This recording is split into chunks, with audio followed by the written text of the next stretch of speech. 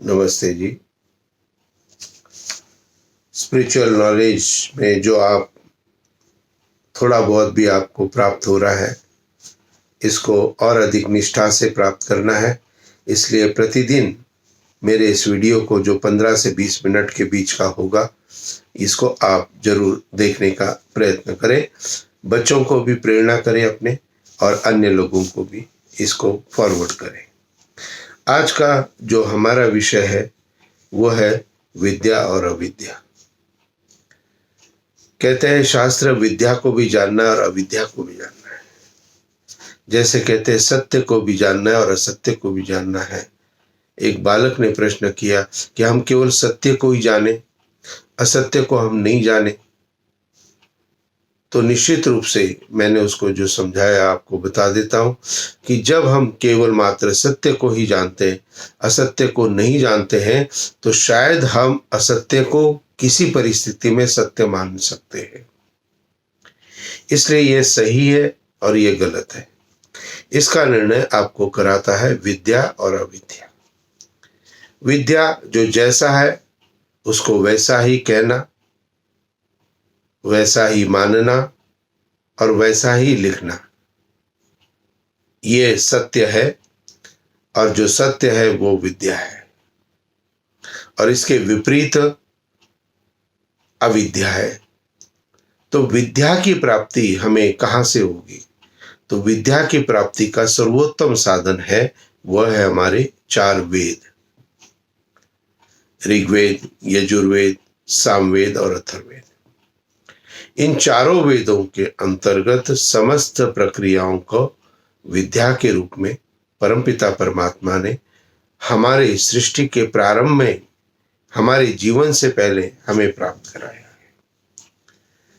तो इन चारों ऋषि मुनियों के अंदर ये चारों वेदों की जो उत्पत्ति हुई वह वास्तविक विद्या है, और इसी वेद की विद्या से आगे समस्त जगत की प्रक्रियाएं प्रारंभ हुई। और जो उपनिषद है, जो आर्ष ग्रंथ है, जो दर्शन है, आदि ग्रंथ है, तो ये सभी के सभी जो आर्ष ग्रंथ की श्रेणी में आते हैं, ये भी विद्या का ही एक भाग है। आर्ष ग्रंथ उन ग्रंथों को कहा गया है जो कि प्रामाणिकता में वेद के अनुसार लिखे गए हैं, और जो प्रामाणिकता में वेद के अनुसार न लिख करके लेखक ने अपनी समझ से लिखे हैं, वह सब अनार्ष ग्रंथ कहे गए हैं। तो इसलिए आर्ष ग्रंथों को पढ़ना और उससे विद्या को प्राप्त करना, ये हमारे जीवन का एक लक्ष्य होना चाहिए। इसलिए विद्या और अविद्या को जानते हुए विद्या की अधिक से अधिक प्राप्ति जब हम करते जाएंगे, तो अविद्या का अनुभव हम करते चले जाएंगे। जैसे यदि हम विद्या में यदि पढ़ लेते हैं, सुन लेते हैं, समझ लेते हैं कि सच बोलना चाहिए, तो विद्या में तो हमने केवल मात्र इतना ही तो पढ़ा ना कि सच बोलना चाहिए, बाकी तो हमने कुछ नहीं पढ़ा। लेकिन उस सच बोलना चाहिए, इस बात से हम समझ गए, हमारे ध्यान में आ गया कि झूठ हमें नहीं बोलना है। तो विद्या की प्राप्ति निश्चित रूप से चारों वेद और वेद के बाद जितने भी ग्रंथ आए, जिसके अंतर्गत सत्यार प्रकाश है, या गीता के भी जो भाव है, वो भी वेद के द्वारा जो वेद आर्ष ग्रंथों के अंदर निहित है।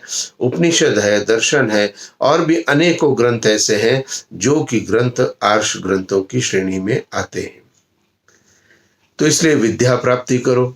तो आप कहेंगे जी वेद है, वेद तो कैसे है, कितना पढ़ेंगे हम लोग, वेद किस प्रकार से हम पढ़ेंगे, वेद को पढ़ना कैसे है, विद्या की प्राप्ति कैसे करनी है?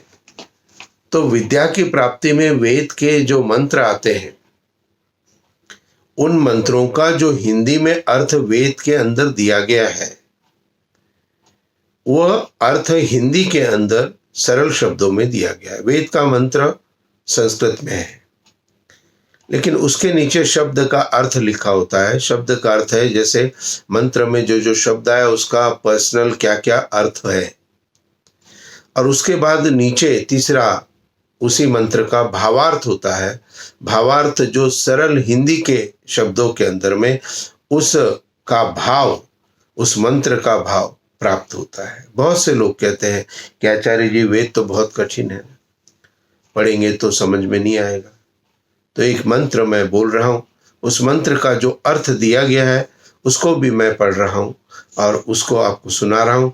आप विचार करें, यदि आप वेद के इस मंत्र को वेद से पढ़ें और उसके भावार्थ को जो कि लिखा गया है नीचे महर्षि दयानंद सरस्वती द्वारा, वह आप पढ़ें, या अन्य ग्रंथों में भी जो उसका भावार्थ लिखा हुआ है वो आप पढ़ें, तो निश्चित रूप से आपको कोई भी उसके अंदर में परेशानी नहीं हो सकती है। तो विद्या प्राप्ति का एक प्रयास आपको वेद के माध्यम से करना चाहिए। तो मंत्र है जो हम सबको अधिकतर स्मरण है, याद है। ओम विश्वानि देव सवितर दुरितानि परासुव यद भद्रम तन्न आसुव। अब यजुर्वेद का ये मंत्र है। अब यजुर्वेद का स्वाध्याय आप कर रहे हो विद्या प्राप्ति के लिए, डायरेक्ट फ्रॉम वेद, सप्लीमेंट से नहीं, सीधा मूल रूप पुस्तक से आप पढ़ रहे हो। तो वहां से आपने इस मंत्र को पढ़ा और उसके नीचे शब्दार्थ को भी जो पढ़ा है, और उसके बाद आपने जो भावार्थ, जो कि वेद के अंदर में थोड़ा सा अलग है, लेकिन जो भावार्थ इसका महर्षि दयानंद सरस्वती ने किया है पंच महायज्ञ विधि में, संस्कार विधि के अंतर्गत, वह मैं आपको बता रहा हूं। इस मंत्र का भावार्थ क्या दिया है कि हे सकल जगत के उत्पत्ति करता। समझ में आ रहा है आपको? विचार करें मेरे शब्दों पर।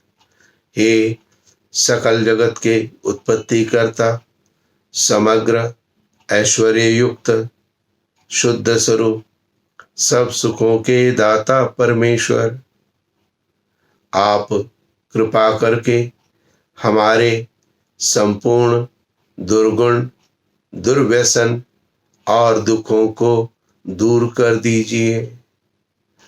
जो कल्याणकारक गुण, कर्म, स्वभाव और पदार्थ है वह हम सबको प्राप्त कीजिए।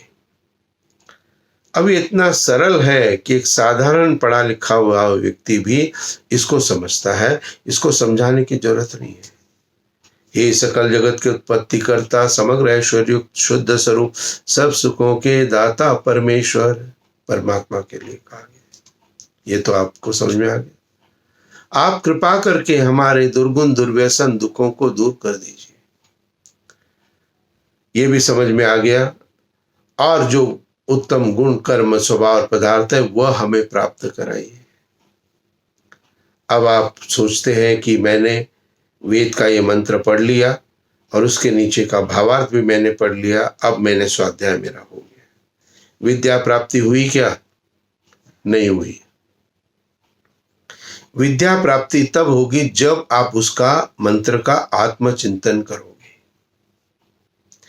अपने जीवन से उसको जोड़ने का प्रयत्न करोगे, तो उसको विद्या की प्राप्ति है। सुनना से प्राप्ति नहीं है, मनन करने से प्राप्ति है, याद करने से प्राप्ति है, जीवन में डालने से प्राप्ति है। तो आपने ईश्वर की स्तुति कर ली मंत्र के पहले, जो आप दैनिक में कर रहे हो, और अधिक ध्यान मन से करेंगे हम। चलिए, अब मैंने उसको डाल लिया, अब आगे क्या कहा? आप कृपा करके हमारे दुर्गुण, दुर्व्यसन और दुखों को दूर कर दीजिए। अब विचार करो, विद्या प्राप्ति करनी है यदि वेद मंत्रों से, तो क्या मेरे अंदर आज भी कोई दुर्गुण है? दुर्गुण यानी कि बुरा गुण। वर्षों हो गए हमको, कितना बार हमने सत्संग अटेंड किए, कितने बार हमने यज्ञ किए, कितने, लेकिन दुर्गुण हमारे जीवन से दूर नहीं हुए। तो विद्या प्राप्ति का सार्थक प्रयास आपका होना चाहिए। यह आपका उद्देश्य होना चाहिए कि जो भी मैं अपने अंदर बुराइयां हैं उसको मैं दूर करने का प्रयत्न करूं। आप विचार ही नहीं करते हैं तो आप उसको प्राप्त नहीं कर सकते। किसी भी चीज को प्राप्त करने के लिए सबसे पहले उसका विचार आपके मन में होना चाहिए। और हम ये मानते हैं कि हमारे अंदर कोई बुराई नहीं है, हमारे अंदर कोई कमी नहीं है, हमारे अंदर कोई दुर्गुण नहीं है। तो मंत्र का ये भाग आपको कह रहा है कि आप हमारे जीवन से दुर्गुण दुर्व्यसनों को दूर कर दीजिए। तो मंत्र का भाग प्राप्त करना प्रारंभ किया जब आपने उसके लिए प्रयत्न करना प्रारंभ किया। और जैसे मैं पहले भी अनेक वीडियो में अपने बता चुका हूं कि प्रत्येक व्यक्ति के अंदर दुर्गुण 1 या 2 होते हैं और गुण शायद 10, 15, 20, 25 हो सकते हैं। प्रत्येक व्यक्ति के अंदर में गुणों की संख्या अधिक होती है, अवगुणों की कम होती है। और इसी प्रकार से वह अपने जीवन को यदि व्यवस्थित करता है तो जो 2 दुर्गुण है वो उसको उसके 10 गुणों को 20 गुणों को खत्म करने की, समाप्त करने की क्षमता रखता है। जैसे 5 लीटर दूध में 2-4 बूंद नींबू की यदि डाल दी जाए तो वो दूध अपने अस्तित्व को खो देता है। इसी प्रकार से हमारे अंदर जो अच्छाइयां हैं और ये जो 1 या 2 बुराइयां हमारे अंदर है, यही हमारे पूर्णतः व्यक्तित्व को हमारे नष्ट कर रही है। तो हमें विचार करना चाहिए कि हमारे जीवन के अंदर में कोई भी दुर्गुण जो 1 या 2 ही है, this is guaranteed for everyone. मैं आपको बोल सकता हूं कि आपको गारंटेड 1 या 2 ही अवगुण आपके अंदर में है। तो उस अवगुण के कारण आपके अपने जीवन के अंदर में आपको अपने जीवन में प्राप्ति के लिए प्रयत्न आपको आवश्यक रूप से करना चाहिए कि ये दुर्गुण हमारे जीवन से दूर हो सके। तो हमारे जीवन में जो भी कमियां हैं, जो भी दुर्गुण हैं, उन दुर्गुणों को हम दूर करने का प्रयत्न करें और अच्छे गुणों को अपने अंदर धारण करने का प्रयत्न करें। अपने अंदर ये विद्या की प्राप्ति है। अविद्या तो समझ में आ गई है, दुर्गुण दुर्व्यसन अविद्या का भाग है। लेकिन विद्या का भाग क्या है हमारा? अच्छे गुण, अच्छे कर्म, अच्छा स्वभाव और अच्छे पदार्थों की प्राप्ति हो। और हम क्या कर रहे हैं? हम अपने गुणों का विस्तार करने का प्रयत्न शायद नहीं कर रहे। हमारे कर्म शुद्ध और अशुद्ध दोनों प्रकार के चल रहे हैं, वाणी से भी, मन से भी और शरीर से भी। और हमारा स्वभाव भी यदा कदा उग्र हो जाता है, उसमें भी नम्रता नहीं है। और अच्छे पदार्थों का ही हम केवल सेवन करते हैं, ऐसी भी कोई बात नहीं है। जब भी यदा कदा मौका लगता है गलत पदार्थों का भी हम सेवन करते हैं। तो विद्या प्राप्ति कब होने की प्रारंभ होगी आपको? जब आप इस मंत्र के अर्थ के अनुसार आप अपने जीवन के अंदर में अच्छे गुणों को धारण करना प्रारंभ करोगे। सिंपलेस्ट वे, आज जो आप हो, आज जैसे आप हो, कल आपको और इससे अच्छा होना है।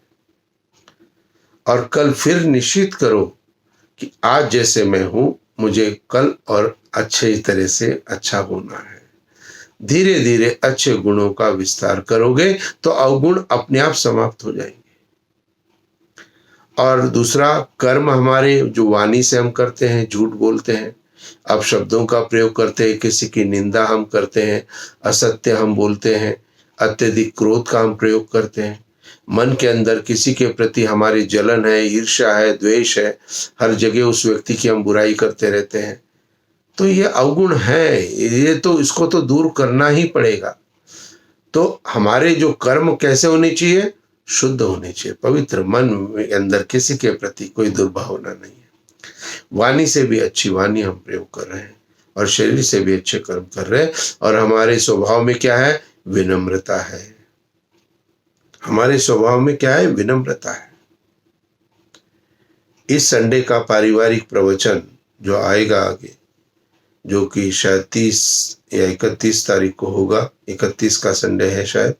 तो 31 तारीख का संडे को मेरा जो विषय होगा, पिछला जो मेरा संडे प्रवचन का विषय है कंट्रोल, एंगर कंट्रोल पे था, क्रोध पर नियंत्रण। और इस सप्ताह का मेरा जो विषय होगा वो होगा ईगो कंट्रोल, अभिमान पर नियंत्रण। तो आप सपरिवार उसको बच्चों के साथ जैसे देखते हैं वैसे देखिए। संडे का मेरा वीडियो शायद 1 घंटे से का होगा ही होगा, लेकिन ये स्पिरिचुअल नॉलेज के जो है ये 15 से 20 मिनट के होंगे। तो जहां मैं आपको बता रहा था कि विद्या प्राप्त करने के लिए जो वेद मंत्र आपने पढ़ा, उस वेद मंत्र को समझा और समझ करके अपने जीवन में आपने जब डालना प्रारंभ किया तो निश्चित रूप से आपको विद्या की प्राप्ति की तरफ प्रस्थान प्रारंभ हो गया। तो जो भी आपके पास में सुलभता से प्राप्त है ग्रंथ, उन ग्रंथों का भी आप सहयोग कर सकते हैं। जहां तक मैं समझता हूं सत्यार प्रकाश हम सबके घर में, सत्यार प्रकाश का स्वाध्याय करें। मेरे लगभग जो है 14 वीडियो सत्यार प्रकाश पर भी है। गीता है, उसमें भी विद्या का प्राप्ति होती है। आपको विद्या की प्राप्ति के लिए गीता भी आपके घर में होगी। गीता का स्वाध्याय प्रारंभ करो। गीता के ऊपर भी मेरे 16 वीडियो 18 अध्याय के हैं। तो ये आप आर्ष ग्रंथों के माध्यम से, योग दर्शन के 8 वीडियो मेरे हैं अष्टांग योग के ऊपर। तो अष्टांग योग पतंजलि का, इसको आप पढ़े समझे, योग दर्शन के अंतर्गत है। तो इनसे आपको विद्या को प्राप्त करने का प्रयत्न करना है। और ये अभी हमारी व्यवस्था से बिल्कुल जीरो है। बाकी सब कुछ ठीक चल रहा है, लेकिन फिर भी हमें शांति नहीं है, सुख नहीं है, आनंद नहीं है। अव्यवस्था, अनकंट्रोल्ड हमारी लाइफ चल रही है। तो इसका एकमात्र कारण यह है कि हमने विद्या प्राप्ति का प्रयत्न आगे नहीं किया, और इसीलिए हमें विद्या प्राप्ति के प्रयत्न के लिए अपने जीवन में आगे बढ़ना है। तो विद्या की भी प्राप्ति करनी है और अविद्या को भी समझना है। तो जैसा मैंने प्रारंभ में कहा, जो जैसा है उसको वैसा ही कहना, मानना, लिखना, ये विद्या है। और जो जैसा है उसको वैसा न मानना, न कहना, न लिखना, ये अविद्या है। सत्य विद्या है और असत्य अविद्या है। अविद्या का त्याग करते हुए अधिक से अधिक विद्या प्राप्ति के लिए आप अपने जीवन में प्रयत्न करें, तो आपके जीवन का उद्देश्य आपको प्राप्त हो जाएगा। आप सबके लिए शुभ आशीर्वाद अपना प्रदान करता हूं। आप सबकी उन्नति हो। इति ओम शांति शांति शांति। नमस्ते जी। ओम।